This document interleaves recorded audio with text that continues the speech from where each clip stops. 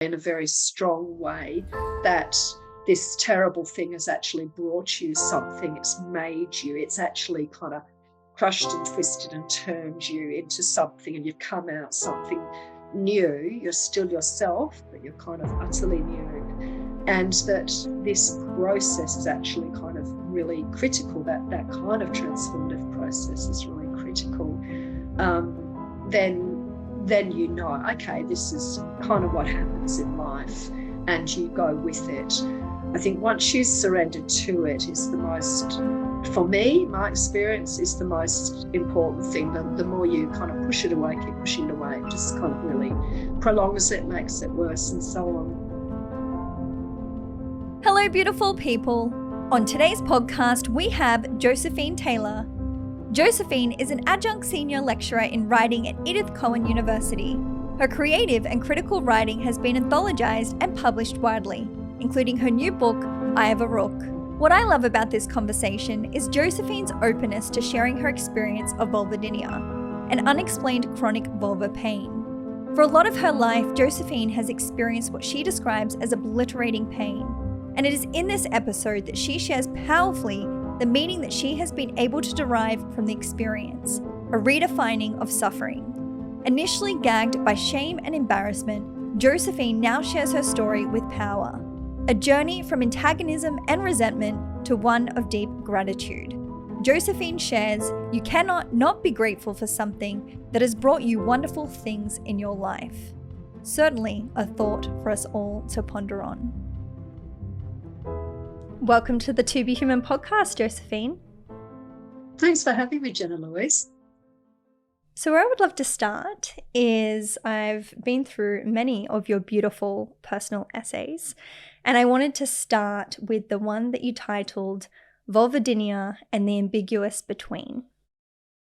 Women are genuinely unwilling to admit to the presence of the disorder in their lives. They are gagged by shame and embarrassment. So where I wanted to start, Josephine, is learning more about your personal experience in relation to being silenced by shame and embarrassment around vulvodynia. Sure. So we're going back quite a long way now. Yeah. We're looking back to 2000, which is when I first developed vulvodynia, which is chronic vulval pain, unexplained vulval pain. And initially, it's not as simple as, okay, this is what I've got. I can talk about it, or I can't, or I can't. I can, or I can't. It just takes a long time often, and it certainly took a long time back then to be even diagnosed. So it took probably, it took at least 6 months, I think, even till I had a preliminary diagnosis of vulvar vestibulitis. But I think that I was shocked. I was shocked by the severity of the pain. So I was kind of shocked into silence by what I was experiencing, and shocked into just not being part of the world for some time. It was only really when I started to research and look at what was going on that my feelings about what I was experiencing really started to develop. And that really wasn't until about 2003. I was just so sidelined by the pain, so sidelined by what had happened to me, and kind of lost everything, really. My career, that's for sure. That it took me that long to really be able to start to research and to try to find out what was going on, because the information of vulvodynia itself is really just a descriptor. It's not a diagnosis. It just means vulval pain, and you've got that. So I really needed to try to work out what exactly I was experiencing. And as I did so, I really noticed that even though there was a lot of women that were perhaps, or a number of women coming forward on the internet and so on, what I was gradually finding out from my research, in terms of the numbers, of women, the many, many, many hundreds of thousands, millions of women who suffer with vulvodynia, is that nobody was talking about it. And that really, initially, I didn't really want to either, because there felt like, I don't know that I felt shame so much maybe as, I guess that, you struggle with shame and embarrassment, but it was more just that, okay, this isn't a part of the body that you talk, this is private, this is a private part of the body, etc. But I was what happened was that the anger I felt at such a ridiculous situation where there was just so much suffering and so much unnecessary suffering because of delays in diagnosis, poor treatment options, and so on, for me really outweighed the shame. I really felt quite passionately that something needed to be done. So it was really my anger, and I don't like inefficiency. I just thought, this is just so inefficient. This is just ridiculous. And a waste of money as well, in terms of the economic impact and so on. So, yeah, that was really what started the process for me of overcoming shame. And you share sort of, expanding this theme, that it was not at that time, at least, sort of investigated sympathetically or accurately. This is sort of your words.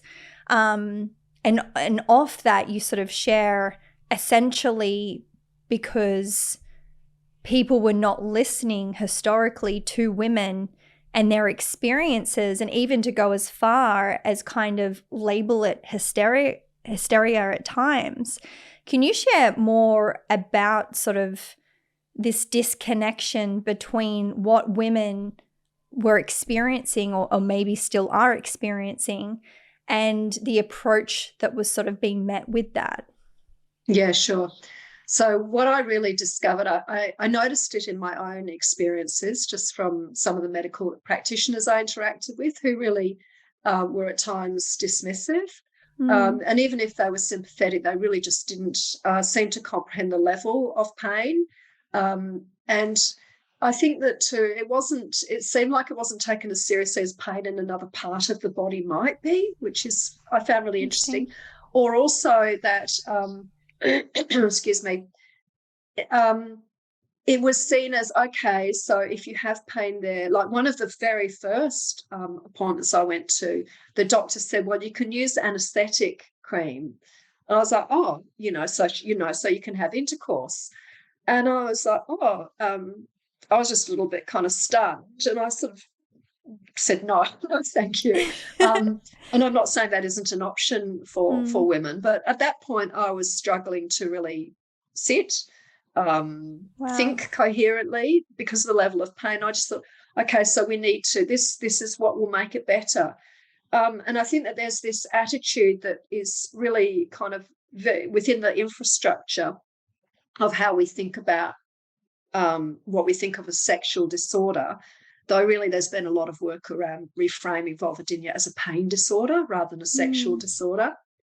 So it was what I really noticed when I started to research the history of genital pain and the history of vulvodynia, that this is a kind of attitude that's been there for many centuries.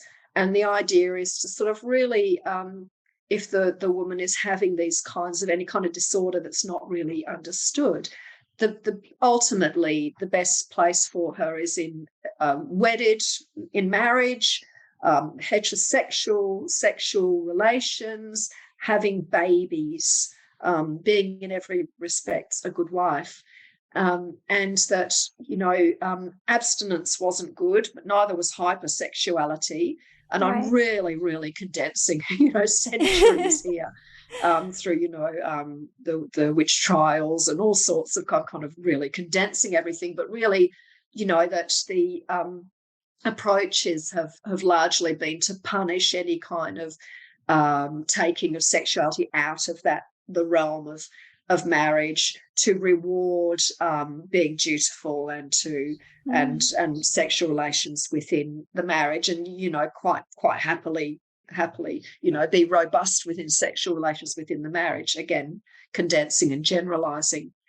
And I think that really what I could see from my research was a lot of this was largely because this was a history of women written by men, right. So men were trying to make sense of female sexuality and female sexual disorder, or female disorder in general, through their own experience. So genitals, for instance, might be seen at one point in history as an inside out version of male genitals, for instance. It was really seen as, I guess, through that kind of model of really, I guess, what worked for the man ultimately, right. is what will help the woman. Yeah, I find this very interesting, and you did sort of share very creatively and beautifully and raw in some of your essays your experience in being in a relationship, particularly when this all sort of was at the beginning of your experience. And obviously, you shared before you were experiencing chronic pain just even sitting down, let alone having sexual intercourse with your partner. What was that experience like for you to be, I guess, stopped by chronic pain in the ability to be intimate with your partner? It was really difficult. We'd only just begun a relationship, and it was a very passionate relationship. And it, of course, at that point I was still quite a lot younger. So you have more expectations on yourself as well, sexually. It was really hard. It really kind of presented us with challenges. And I think that I was very fortunate because my new partner at the time, who's now my husband, and we're very happy, he was very, very patient and very understanding, very unpressuring. And I'd have to say too that a lot of the women that I speak with have very good partners, male and female. And so I think that the idea that I always remember my mum used to say when I was a teenager, if men aren't getting sex, they'll look elsewhere. There's this kind of, which I was, it's not a great one. It's terrible, isn't it? So that puts an enormous amount of pressure on you. Yeah. But so, when you're kind of indoctrinated with that, which we kind of all are to a certain extent, but that wasn't my experience. And I think too that what we also had to find ways in which sexuality could be part of the relationship. And we both learned that sexuality overflows what we think of as sex, and certainly overflows intercourse, well and truly. I mean, it's really, but it also overflows what we think of as those kind of intimate moments in bed, it's sort of really, it's within the whole relationship, and part beautiful. of that intimacy, is nurtured by care as well, and concern. Oh, I love that. It's really beautiful. I think that's so important for people to hear, particularly people that are experience things that change dynamics in relationships, as you shared. This all sort of happened at the beginning of your relationship. It is what some people would, I'm sure, experience as a lot of pressure. It's beautiful to really think about that sense of commitment and intimacy, also being about the care that you have for your partner. I would love to know, Josephine, more about sort of your experience with your mind and body relationship. I've heard you sort of share, in this sort of day and age, everybody's like obsessed with their bodies, but they're not connected to them. How has an experience like chronic pain changed the way in which you connect with your body? Oh gosh. Well, you can never get away from it. So you're just constantly being reminded that you're an embodied being. Mm. So I think that it's hard for me to tell now because I've been living with this for so long, but I don't know there's ever a moment in time when I don't have some symptom where I'm not, there isn't some awareness in that part of my body, but I've learned to background it, I guess, as much as possible. But nevertheless, it's there all the time as this kind of reminder. I think I'm quite a heady kind of person by nature, so quite intellectual, mystical even, certainly very interested in creativity and the flights of the imagination. But I can't get away from the fact that I'm an animal. And I think that's really important. Part of being alive, I think, is being manifest. You kind of, I think we have this idea that we can really sort of control things a lot. That a lot of our life is about our will, and maybe if we're kind of fortunate or unfortunate enough, it is, that we decide we'll do this and it happens. But in my experience, the things that are most seen as, or I most think of as success, can sometimes be the greatest failures and vice versa. So really, I think being my painful body just brings me back to myself all the time. And it also means that it dictates my life, so that whilst I spent the first 10 years sort of fighting against it and trying to get away from it and trying to go back to who I was before, once I actually thought, okay, well, no, this is actually who I am, things started to change. And so I've learned that kind of listening to my body is actually my best guide as to how to live. And what does that look like? I'm very intrigued by this because I've had a similar experience. Sort of when you share listening to your body, what's partnered with that? Is it a level of acceptance? Is it love? Is it surrender? What does that look like to you? Yeah, I think if I were to recover, suddenly like wake up tomorrow morning and had none of this, I think I'd cry for like weeks on end in relief and happiness. Wow. However, it's a daily discipline to sort of just, that's not the case. I am living with this, and people have way, way worse things that they live with, particularly as I get older, as my contemporaries also develop bodily ailments and so on. It's really a matter of, I know that people say about the pain is pain, regardless of the relativity of suffering. I have two minds about it. I do think that, yes, pain is pain and suffering is suffering, no matter what kind of entitlement you're born with or whatever. But I do also think that it is important to remind yourself that actually there are people worse off. So I think there's a kind of, and then there's a lot for me to be grateful for. And there actually is. I'm not just saying that as a way of kind of like a consolation prize or something, or, it's really, I actually have an extraordinary amount to be grateful for.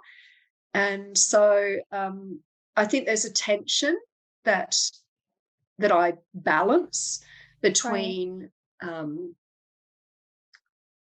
like I used to feel, oh, this is so freaking unfair, and so many women I've spoken to, what have I done to deserve this, is really a common refrain, which I found really, really interesting, because nobody really deserves it. Illness isn't a punishment for something bad that you've done before, but people do have that. I think it's a kind of I don't know, Judeo-Christian or, sort of religious kind of, slightly indoctrinated thing. I don't know, but, people do have that. They sort of think, okay, well, what have I done wrong? Wow. So, yeah, I'm probably getting away from your original question. It's interesting because, I suppose, I'm thinking about focus here. It's like you can wake up and you can focus on like, what have I done to deserve this? What have I done wrong? Or you can focus sort of as you're sharing is like, instead of a constellation, like actually really leaning into like what you're grateful for, what you actually do have instead of focusing on what you don't. And obviously there's levels to that, and some days are easier than other. And I think anyone, just by virtue of being human, can relate to that. Whatever we're experiencing, we all have those days where they feel harder than others. But I think it's really beautiful for you and your experience that you continue to experience to this day, that you're still able to sort of keep that bigger picture of, the wholeness of your life and not just sort of one part, even though, as you share, it is difficult when that pain is derived from the place in which you embody. Yeah, absolutely. Look, I think it's just hard. I wake up in the morning and have a cup of tea in bed and look out a window at the ocean through the trees. I mean, Beautiful. really, there was a time when the pain was so bad, there was nothing I could give thanks for. Yeah. So, I mean, I think that really we're also talking about levels of pain. Yes. So the level of pain and discomfort I live with now is just fractional compared to what it used to be. So when I know that, for instance, which I have been advised to kind of meditate or whatever, there are certain things for me which actually, when the level of pain is at that point, it's only going to exacerbate the pain. You actually can't get away. You can't focus on it or work with it or do, it's obliterating pain. Wow. And I think that's probably one of the main things that I would communicate to people who haven't had this and don't know what it's like, is that it's really obliterating pain. It's, really obliterates your sense of self. And I think even if you simply have it, say, with intercourse and nowhere else, it's just really that obliterates your sense of self as a woman. And the pain can be quite excruciating, so it might not last a massive amount of time in these instances, for instance, with localized vulvodynia, but it's really, really bad pain. And I think that the level of pain is really underestimated by those who deal with it. Again, I'm actually really generalizing. It's possibly unfair for me to say that because there are a lot of terrific clinicians out there as well, and it's not perhaps it's not as it was when I first developed vulvodynia. And I want to talk to you about mindset. And I just want to sort of share a paragraph that you've written and explore this with you. You've written, "What made me even angrier was the deep intuition that one day this suffering would all make sense. Indeed, my future self might thank life for forcing me down this unchosen path, finally knowing that indeed everything was as it should be. After all, isn't suffering an inescapable part of life? And whether willing or not, we must choose what kind of relationship we form with it. At that time, though, my attitude towards my suffering was one of antagonism and resentment." I really love this, Josephine, because I think it's such a profound paragraph, and I'd love to explore it with you. Sort of, what was that like for you, that journey from sort of, you've suggested like you initially had this attitude towards suffering and you were antagonistic and resentful, but you've sort of been able to find your way, like redefining what suffering means to you. Can you share more about that? Sure. Look, it was, excuse me, it was a gradual process. I think just like that shame, that change of shame was a gradual process, which was, which I didn't say before, was also helped along by each time that I would write about or present on vulvodynia, I would get such a positive response. And even though initially I was really struggling to present, if there were men in the audience, for instance, I'd feel really embarrassed. I'd be cross at myself for feeling embarrassed, but I would feel embarrassed. But I've never over, what is it now, 20 odd years of kind of putting myself out there, any negative response. I've always had responses of appreciation, and I've always had people approach me afterwards whenever I speak, anywhere on, and radio gets, talk calls and so on, saying, thank you, and oh my goodness, my daughter has this, or I think my colleague has this, or whatever it might be. So there's nothing like that kind of thing to sort of gradually change your feelings. And it's the same, and that feeds into, and it's the same in the case of that sense of resentment and anger. You can't really continue to feel too resentful or angry about something that starts to bring you wonderful things. And so what happened, as I said, I fought against it for about 10 or so years. I did a PhD between 2007 and 2011. And I apart from that original essay, which I think you might have quoted from Ace of Cups, really my publications have been sort of released since about 2011. And it was at that point that I was really starting to change, even though I intuited right early on. Yeah. It's amazing. I knew, damn, I'm going to feel grateful.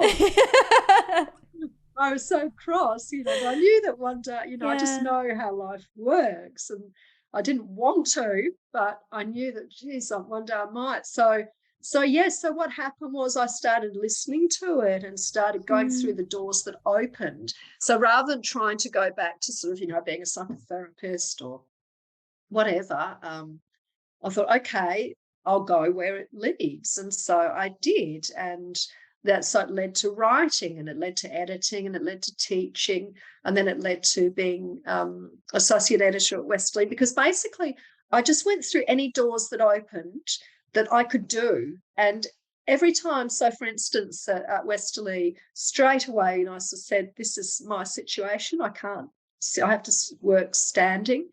And straight away, no problem, provide a sit-stand desk, fully supported.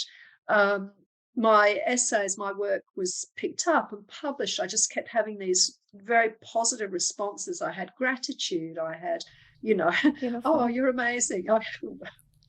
If people keep telling you, you're brave, and you're this, and you're that, I mean, start believing it.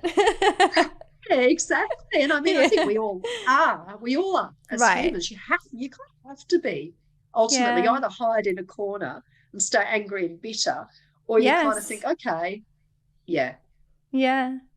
And I'd love to sort of further share on that. You shared, my experiences since have only confirmed this. My belief is that the instinct to find or create meaning and to experience a sense of connection to something greater than our tangible being is an instinct just as powerful and basic as the sexual instinct or the instinct to survive. And I really agree with this and absolutely love this, Josephine. And I'd love to kind of expand this idea of the meaning that has developed from this experience, because I think this is such an important frame to live from. And I think, when we're really in those experiences, particularly at the start, it's very difficult to see what good can come from it, let alone any sense of service or contribution. But it seems like for most people, that's sort of the path that these really defining experiences in our life take. And we use our story to help others feel not alone and to get through their experiences. Can you share more about how developing this sense of meaning from this experience of chronic pain for you has changed your life? Sure. I was fortunate to come from a background in Jungian analysis, which is sort of depth psychotherapy based on the work of Carl Jung. So I'd spent sort of decades really working with 3 different Jungian analysts prior to developing Vulvodynia. And so I'd recorded dream journals since I was 17 or 18 17. And I had been through quite a difficult time emotionally, psychologically, in my early 20s. And I think that was kind of like a crucible from which I learned that, that you can make it through these periods and you can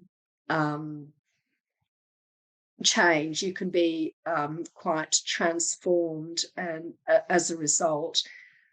I think that what I learned from that and what I experienced this time, and what I'd say is very important, is that you do have to go through the shit first. You know, there's sort of no two ways about it. You can't kind of leapfrog to the meaning part. Unfortunately, it'd be nice if we could, but it is the suffering that brings the meaning.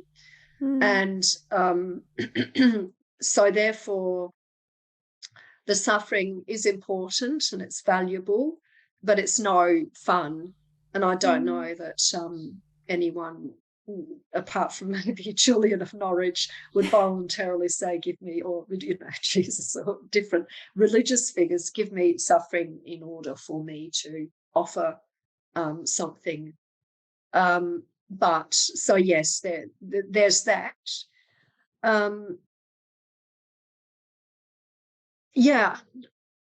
It's hard to talk about these kinds of things, isn't it? Because really, if you've experienced this, then you know this is true. And if you haven't, then you might not. It's hard. I agree with that. Yeah. But basically, once you have experienced once, you know, in a very strong way, that this terrible thing has actually brought you something, it's made you, it's actually kind of crushed and twisted and turned you into something, and you've come out something new. You're still yourself, but you're kind of utterly new. And that this process is actually kind of really critical, that kind of transformative process is really critical. Then you know, okay, this is kind of what happens in life, and you go with it. I think once you surrender to it is the most, for me, my experience is the most important thing. The more you kind of push it away, keep pushing it away, it just kind of really prolongs it, makes it worse, and so on. So my experience was that creativity, really, and when I say creativity, I mean writing, particularly writing fiction, I found. So writing the novel was so similar to what I'd experienced in analysis, in the sense that I felt that I was working directly with my unconscious. Wow. And I was working differently with time and love and things that I couldn't understand. And just as I used to find in analysis that profound things would happen, you know, synchronicity, serendipity, coincidence, meaningful coincidence would happen, I found this was happening in my writing as well. And so that my life became part of the fiction writing, not in, you know, in the obvious way, in that I drew upon my own experiences for the experience of Alice, who's one of the primary characters in I Have a Rook. But really, I drew, more importantly, on my experience of experiencing the suffering and drawing on creativity and trusting in processes to do with love and the choices that we need to make in our times of greatest suffering, the ethics of that.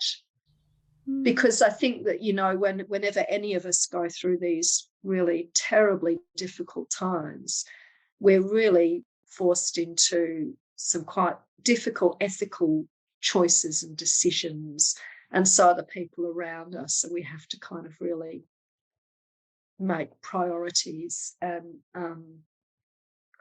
decide what we're going to follow. So with Jung, the idea was the process of individuation, which is really not the discovery of the ego, but the discovery of the self, which is greater than the ego, and which, is our center and our circumference as well. So there is much we don't know of ourselves, but which the self knows. And so really, I think often with these kind of very intense periods of struggle and suffering, it's a kind of an uncovering of who you are and who you're meant to be, which is why I often say to people that why can't this kind of suffering look forward?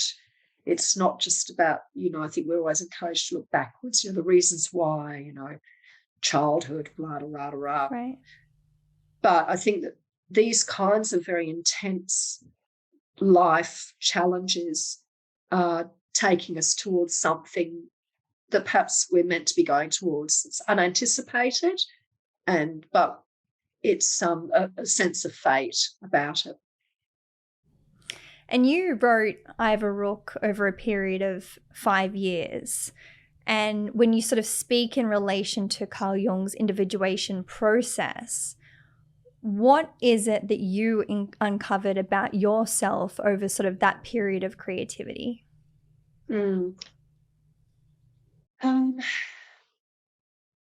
I uncovered that I was working in a different way, so that I was working with things that I didn't necessarily, forces that I didn't necessarily understand.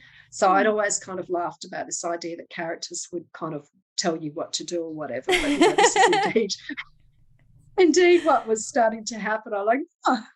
So that was part of what I learned, is that I was working with forces that were me, but were kind of greater than me. I learned that, that life works in very mysterious ways. I interviewed my dad. My dad was quite strongly part of all of this, and so he lost his mother when he was about 11 or 12 at boarding school, and and that really profoundly affected his life. And I think when I started writing Arthur, be careful not to cry, it was kind of writing Dad, and in some ways like an act of restitution. It's hard to kind of really put into words, and I didn't intend it necessarily to be like this. But, his walks, Arthur's walks up the Naze in Hurdley was based on my father's walks up the Naze with his little dog, Taffy. Is it Taffy in the book? I get the two confused. Punch. Up the Naze in the village in Chinley, which is where Dad lived then, for instance.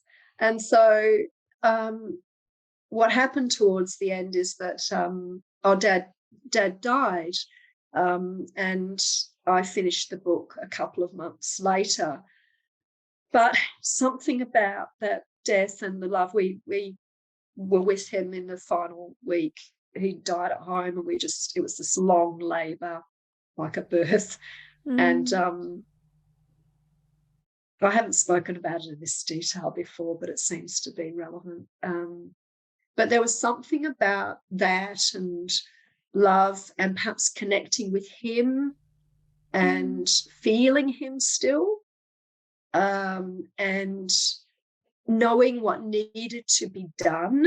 As I wrote, I knew what needed, because you've read the book, you know how it works, and you know how the two timelines are connected. But it's kind of like that experience with Dad, and after he died, sort of helped me finish the book, know how to sort of bring it all together. So yes, I learned that there's a lot of mysteries. I love that, and it just that provides more depth to an already very deep book. And thank you for answering that so raw and honestly. I really appreciate that, because I think this is a big focus of the podcast, is to kind of touch on those sort of deeper experiences that go sort of beyond just Josephine Taylor writing I Have the Rook. It's like I have a rook. It's what's beneath that, what was your experience? And I think that that's a beautiful lesson in what you shared. So thank you. I would love to sort of come to a close on sort of asking you, and I was going to ask it sort of in relation to words of wisdom in relation to people that are experiencing chronic pain, but I think I'm sort of going to expand this also to sort of, psychological suffering, because I think that can be on a similar spectrum to some extent for some people. What is sort of some words of wisdom that you could share for people that are really experiencing sort of the dark soul of the night, or are sort of on that darker path at the moment, that they feel like they can't sort of see the light at the end at the moment? It won't stay like that. I think that's the most important thing to communicate. It never, ever stays like that. Life moves on.